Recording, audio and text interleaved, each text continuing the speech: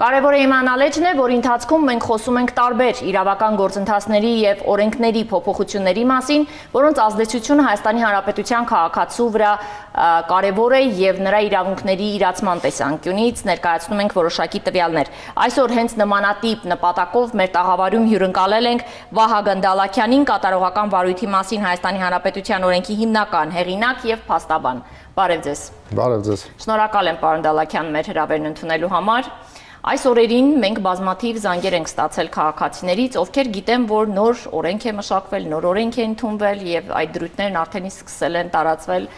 հունվարի 1-ից սկսած։ Քաղաքացիներից մեկը հեռախոսազանգի միջոցով խնդրեց, որ այս տաղավարում քննարկվի այն թեման, թե արդյոք իր բնակարանը, որն այս պահին հարկադիր կատարման փուլում որոշակի գործընթացների պատճառով պետք է աճուրդի դրվեր, կարող է իրացնել իր եղբորը, թե այնուամենայնիվ պետք է աճուրդով իրացվի։ Սկսենք այն կարևորագույն փոփոխություններից, որոնք քաղաքացիների համար շատ լուրջ հետևանքներ են բերելու իրենց իրավունքների իրացման տեսանկյունից։ Շնորհակալ եմ հրավերի համար, իրոք շատ կարևոր է նման ձևաչափով պարզաբանել այսպիսի հարցերը, որովհետև իրոք մեծ արձագանքներ ենք ստանում քաղաքացիներից տարբեր ֆորմատներով, որովհետև հարկադիր կատարման ծառայությունը գիտեք տարեկան 100 հազարավոր քաղաքացիների հետ է գործ ունենում եւ բնականաբար ազդեցության շրջանակը այս փոփոխությունների լայն է։ Այն փոփոխությունը, որ ասացիք, այո, օրենքի, նոր օրենքի կարևոր նորամուծություններից է, որը թույլ է տալիս պարտապանին, քաղաքացուն կամ իրավաբանական անձին, էական չէ, իր արգելադրված գույքը վաճառել մինչև հարկադիր աճուրդը սկսվելը իր ուզած գնորդին, իր ցանկացած գնորդին, այսինքն ինքը այդ նպատակով պետք է դիմի հարկադիր կատարողին, ստանա թույլտվություն եւ առնվազն շուկայական արժեքով հնարավորություն է ստանում իր գույքը վաճառելու իր ընտրած գնորդին, իհարկե այդ գնման գինը պետք է վճարվի ոչ թե իրեն, այլ հարկադիր կատարման ծառայության դեպոզիտ հաշվին, որպեսզի ուղղվի պահանջների մարմանը։ Այս փոփոխությունը այո նոր օրենքով նախատեսված է, սակայն անդրադառնալով ոչ թե բացառություններ, այլ որոշակի վերապահում պետք է անենք այն մասով, թե արդյոք տվյալ քաղաքացու վարույթի գործի նկատմամբ այս նոր փոփոխությունը կիրառելի է։ Այն առումով, որ օրենքում կան անցումային դրույթներ եւ պետք է հասկանալ, թե արդյոք այդ վարույթի նկատմամբ արդեն իսկ տարածվում է նոր օրենքը, թե ոչ։ Ընդհանուր կանոնը այն է, որ նոր օրենքը տարածվում է պարզ լեզվով ասած նոր վարույթների նկատմամբ։ Այսինքն, եթե տվյալ գործը հարուցվել է, սկսվել է հարկադիր կատարման ծառայությունում մինչև 2026 թվականի հունվարի 1-ը եւ հիմա ընթացքում է, ապա այդ դեպքում չի կիրառվի այս նոր փոփոխությունը եւ դեռևս 5 կարգավորումներն են գործելու։ Պարոն Դալաքյան, իմ հիշելով մենք մոտ 6 ամիս հետաձգեցինք օրենքի ուժի մեջ մտնելու գործընթացը, պայմանավորելով հենց ընթացիկ այդ փոփոխությունների կյանքի կոչվելու ընթացակարգերի հետ։ Արդյոք այդ 6-ամսյա ժամկետում կարողացել ենք դա կյանքի կոչել, թե մեզ սպասում է եւս այլ ընթացակարգային փաստորեն փոփոխություններ, որոնք դեռ պետք է կյանքի կոչվեն։ Տեսեք, օրենքը ընդունվել է դեռևս 2024 թվականի ապրիլի 11-ին եւ սկզբնապես էլ նախատեսված էր բավական մեծ երկար ժամկետ օրենքի ուժի մեջ մտնելու համար, մասնավորապես նախատեսված էր 25 թվականի հուլիսի 1-ը։ Ինչու էր այդքան երկար նախատեսված ժամանակը, որովհետեւ բազմաթիվ ենթաօրենսդրական ակտեր պետք է զրոյից ընդունվեին կամ համապատասխանեցվեին նոր օրենքին, ծրագրային տեխնիկական բազմաթիվ նոր լուծումներ պետք է տրվեին, որովհետեւ հարկադիր կատարման ծառայությունը իր գործառույթները մասնավորապես հարցումները, արգելանքներ կիրառելը իրականացնում է գլխավորապես էլեկտրոնային եղանակով, եւ այդ ամբողջ էլեկտրոնային համակարգը պետք է համապատասխանեցվեր նոր օրենքին, եւ բացի դրանից ի վերջո հարկադիր կատարողները պետք է վերապատրաստվեին նոր օրենքի կիրառման նպատակով։ Մինչև այդ ժամկետի լրանալը այդ փոփոխությունը ձեր նշած կատարվեց, որովհետև պարզ դարձավ, որ անգամ այդ ժամկետը բավարար չի եղել այդ բոլոր նախապատրաստական աշխատանքները կատարելու համար եւ հետաձգվեց 6 ամսով, ի վերջո հունվարի 1-ին մենք ունեցանք ուժի մեջ մտած օրենք եւ այսօր կարող ենք ասել, որ այդ օրենքը արդեն իսկ նոր վարույթների նկատմամբ կիրառվում է։ Այստեղ կա մի փոքր կտոր դեռևս, որը ուժի մեջ չի մտել, դա կատարողական թերթ հասկացության, կատարողական թերթ փաստաթղթի վերացման մասով է, այսինքն այդ մի օղակն էլ նախատեսվում է, որ պետք է վերանա եւ վարույթ սկսելու համար այլևս չի պահանջվելու դիմել դատարան ստանալ կատարողական թերթ, այլ միանգամից պահանջատերը պետք է դիմի հարկադիր կատարման ծառայություն։ Օրինական ուժի մեջ մտնելուց հետո այդ փաստը։ Այո, եւ հարկադիր կատարողը արդեն դատարանից էլեկտրոնային եղանակով իրեն անհրաժեշտ տվյալները կստանա եւ կհարուցի կատարողական վարույթ։ Բայց այստեղ եւս դա կյանքի կոչվելու ինչ ժամանակահատված ունենք։ Սա վերջնաժամկետը սրա համար սահմանված է սեպտեմբերի 1 այս տարվա, որովհետեւ կրկին այդ դատարաններ հարկադիր կատարման ծառայություն կապը ապահովող էլեկտրոնային համակարգ պետք է ներդրվի։ Ես կարծում եմ մեր քաղաքացիները պետք է ֆիքսեն, որ սեպտեմբեր ամսից սկսած արդեն ուժի մեջ է մտնելու այն դրույթը, համաձայն որի այլևս կատարողական թերթ պահանջելու եւ հարկադիր կատարման ծառայություն տանելու անհրաժեշտություն չի լինելու, որովհետեւ միայն ձեր դիմումը եւ ներկայացված փաստաթղթերը, որ փաստացի վճիռը մտել է օրինական ուժի մեջ, բավարար է լինելու կատարողական վարույթ սկսելու համար։ Ես ուզում եմ առանձնացնել այն կարևորագույն փոփոխությունները, որոնք քաղաքացին պետք է իմանա, որպեսզի լիարժեք կարողանա իրականացնել իր իրավունքները։ Տեսեք, քանի որ սկսեցինք այդ գույքը ինքնուրույն վաճառելու հնարավորությունից, դրա նմանությամբ եւս մեկ հնարավորություն կա, որը որոշակի ավելի լայն դաշտ է ապահովում պարտապանի համար եւ նաեւ ինչու՞ չէ, նաեւ պահանջատիրոջ շահերն է ապահովում։ Մասնավորապես արգելադրված գույքը հնարավորություն է ստեղծվում տալ նաեւ վարձակալության կրկին հարկադիր կատարողի թույլտվությամբ եւ այնպիսի գույքի մասին է այստեղ խոսքը, որի վարձակալության հանձնելը չի էապես չի նվազեցնի շուկայական արժեքը։ Անշարժ գույքերի մասին, որովհետև շարժական գույքերի մասով դա կարող է այլ նվազեցնել։ Որովհետև անշարժ գույքի դեպքում դա բացի բնական մաշվածությունից չի նվազեցնում շուկայական արժեքը, բայց օրինակ ավտոմեքենան վարձակալության հանձնելը հասկանում ենք, որ էապես կարող է վիճակը ավտոմեքենայի վատթարացնել։ Այսինքն, սա ինչ է տալիս երկու կողմերին էլ։ Քանի դեռ գույքը վաճառված չէ հարկադիր աճուրդով, պարտապանը կարող է հարկադիր կատարողի թույլտվությամբ վարձակալության հանձնել, ստանալ գումարներ, կրկին այդ գումարները կուղղվեն պահանջի մարմանը եւ դրանից նաեւ օգուտ կստանա պահանջատերը։ Այսինքն, սրանով անգամ այդ արգելադրված վիճակում մենք կարողանում ենք գույքը վերադարձնել մասամբ քաղաքացիական շրջանառություն, որը ձեռնտու է երկու կողմերին էլ եւ ապահովում է հարկադիր կատարման ավելի բարձր արդյունավետություն։ Ճկուն մեխանիզմ։ Այո։ Եվ նաեւ ճկունություն ապահովող եւս մեկ կարգավորում կնշեմ, շատ են դեպքերը, երբ անգամ հարկադիր կատարման փուլում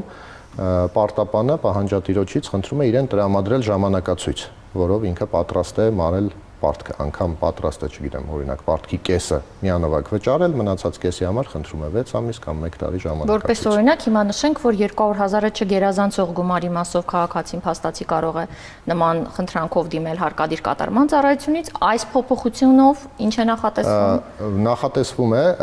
հին օրենքով նախ համեմատենք հին օրենքի հետ, որ նման դեպքերում անգամ եթե կողմերը համաձայն էին այդ ժամանակացույցի հետ, միևնույն է պահանջվում էր դիմել դատարան, վճիռը կայացրած դատարան եւ ստանալ նման որոշում։ Այսինքն դատարանին էլ լրացուցիչ ծանրաբեռնում ենք մի հարցի քննությամբ, որով կողմերը վեճ չունեն։ Հիմա նոր օրենքով սահմանվել է, որ եթե կողմերը կգան նման համաձայնության ժամանակացույց սահմանելու վերաբերյալ, կարող են համատեղ միջնորդությամբ դիմել հարկադիր կատարողին, ներկայացնել իրենց որոշած ժամանակացույցը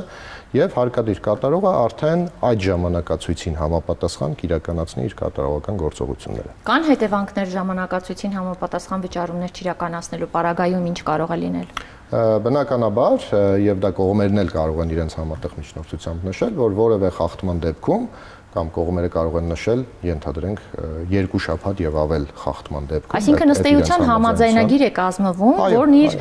հետևանքը կարող է որպես կետ ունենալ նաեւ այդտեղ։ Այո, այսինքն կողմերի համաձայնություն, որը ազդեցություն է ունենում կատարողական վարույթի վրա առանց դատական միջամտության, առանց դատարանին ծանրաբեռնելու։ Եվ բացի դրանից կողմերը նաեւ այդ համաձայնությամբ կարող են պայմանավորվել օրինակ դրամական միջոցների վրայից արգելանք հանելու շուրջ կամ աշխատավարձից որոշակի պահումներ կատարելու շուրջ, անգամ եթե մինչ այդ աշխատավարձից պահումներ չէին կատարվել։ Օրինակ, եթե սահմանում են ամենամսյա մարման ժամանակացույց, կարող են պայմանավորվել, որ աշխատավարձից էլ այդ պահումները կատարվեն եւ որևէ այլ կատարողական գործողություն բռնագանձման ուղղված տեղի չունենա։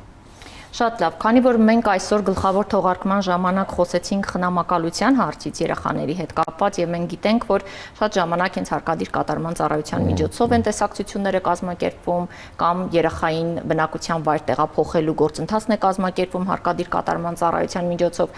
Այս փուլում եւ այս թեմայի շրջանակում կան կարգավորումներ, որովհետեւ գիտեմ, որ բազմաթիվ էին խնդիրները։ Այո, այդ մասով էլ առանձին հոդված նվիրվել է հենց երեխաների հետ կապված կատարողական վարույթներին, սա եւս նորամուծություն է, որովհետեւ նախկին օրենքում ինքը ընդհանուր դրույթներով էր կարգավորվում, ոչ գույքային բնույթի վարույթների համար սահմանված ընդհանուր դրույթներով։ Իսկ նոր օրենքով սահմանվել է հենց երեխաների տեսակցության կամ երեխային մի ծնողից մյուսին հանձնելու հետ կապված վարույթների հետ կապված ընդհանուր դրույթներ առանձին հոդվածով եւ այդտեղ կենտրոնականն է երեխայի լավագույն շահը, այսինքն բոլոր սուբյեկտների համար, այդ թվում հարկադիր կատարողի համար պարտադիր կանոն է սահմանվել, որ ցանկացած կատարողական գործողություն պետք է բացառի երեխայի նկատմամբ ֆիզիկական կամ հոգեբանական հարկադրանքի կիրառում։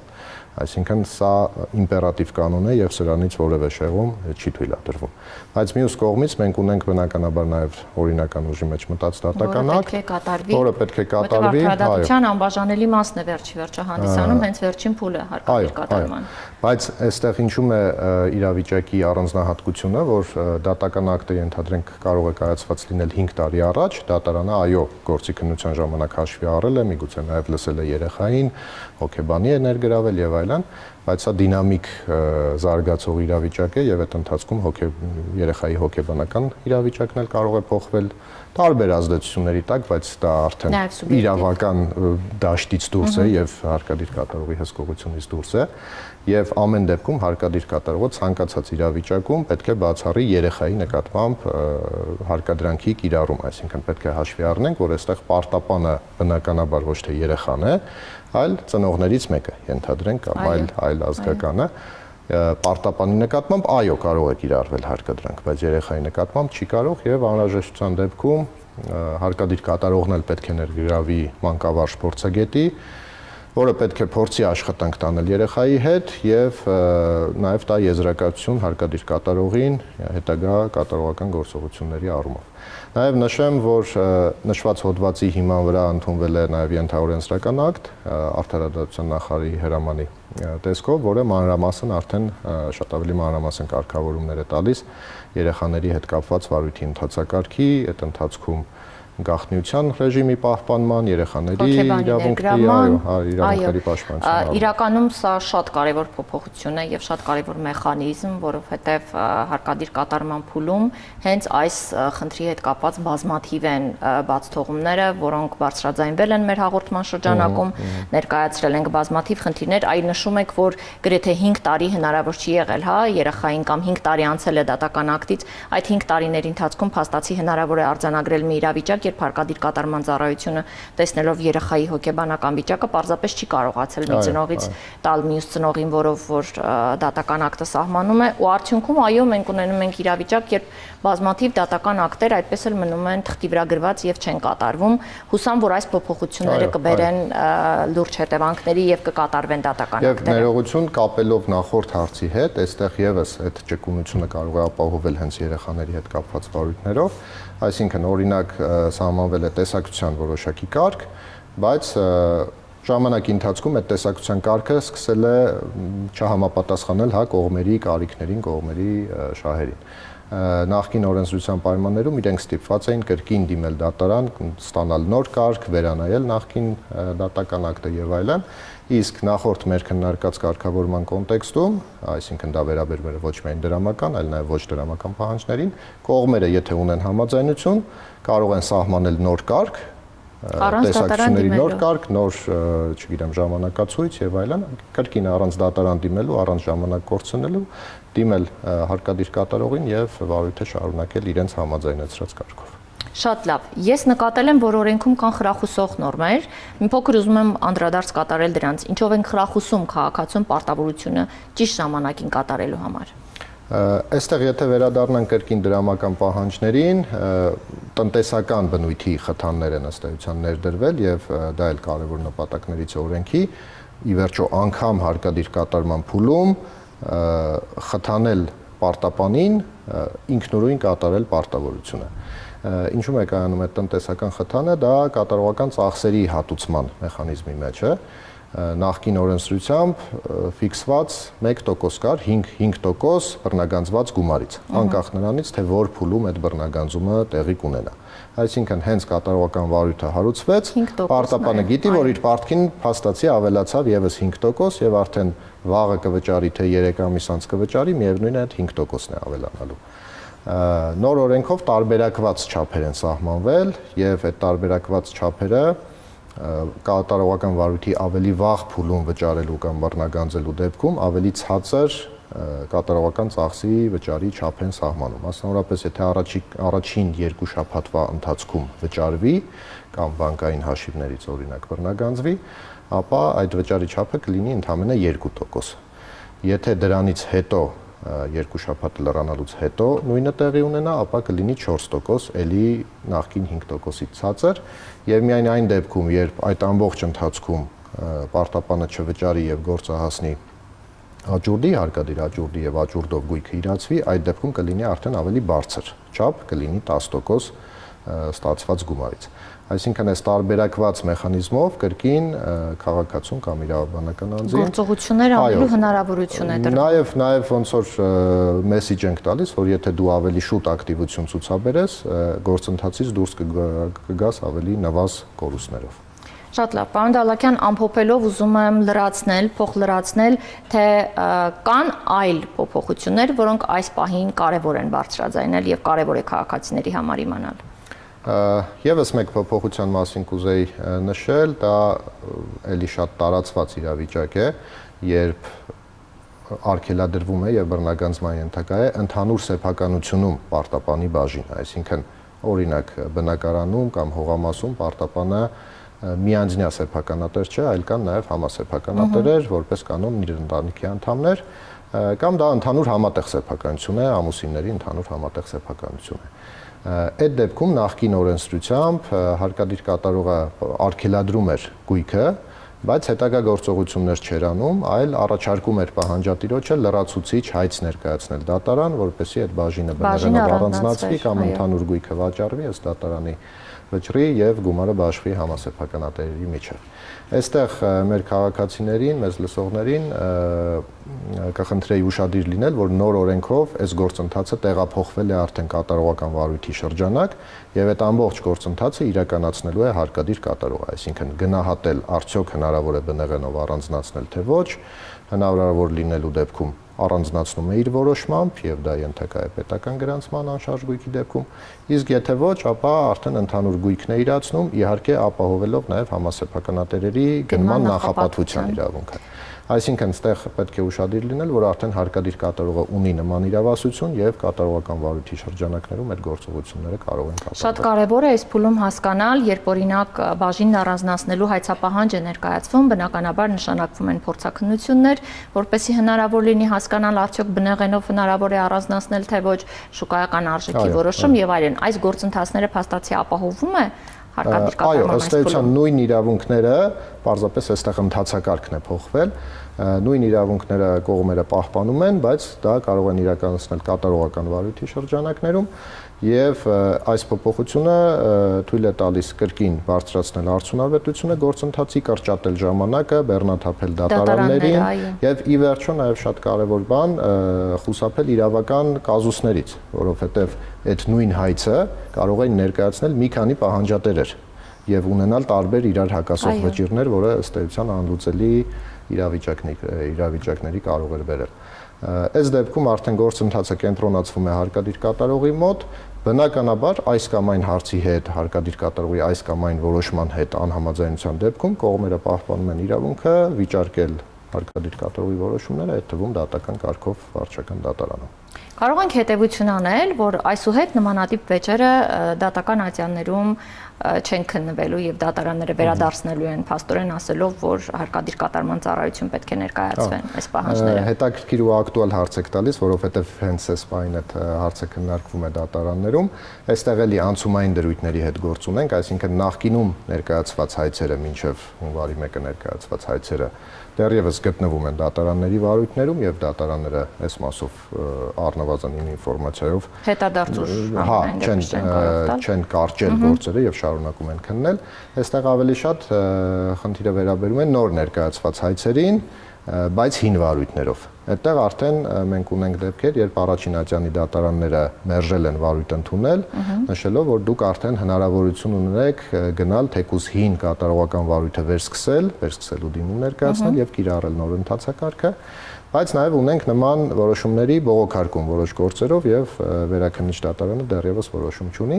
Ամեն դեպքում այս անցումային շրջանում դեռևս կլինեն որոշ քանակի նման գործեր, բայց կարող ենք ասել, որ որոշ ժամանակ անց արդեն նմանատիպ բոլոր հարցերը կենտրոնանան հարկադիր կատարման ծառայությունից։ Հետո հարկ է լինում կրկին փոփոխություններ անել, այո, եւ խնդիրները վերացնել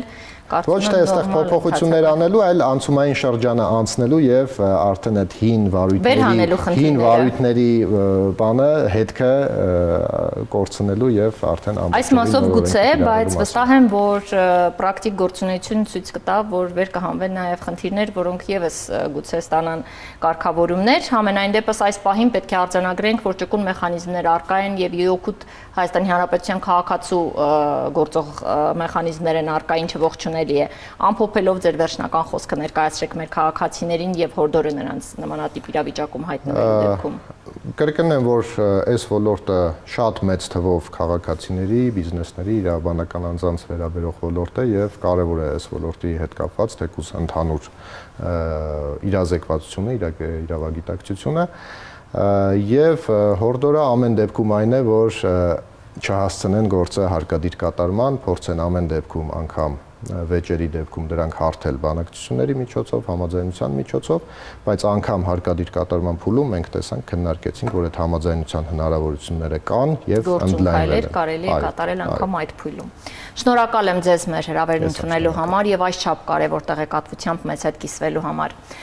Ես ուզում եմ հիշեցնել, որ այնինչ որ այստեղ քննարկվում է եւ խոսվում, կարեւոր է իմանալ։ Զանգվեք մեզ, նշեք ձեր հեռախոսահամարը, մենք ինքներս կարող ենք կապ հաստատել, եթե հայտնվել եք այնպիսի իրավիճակում, որտեղ մեր օգնության կարիք ունեք։ Մեր էլեկտրոնային հասցեն եւ հեռախոսահամարը այս պահին ձեր էկրաններին է, զանգվեք հիշելով, որ մենք միշտ պատրաստ ենք շարժվել հանցանքի հետքով։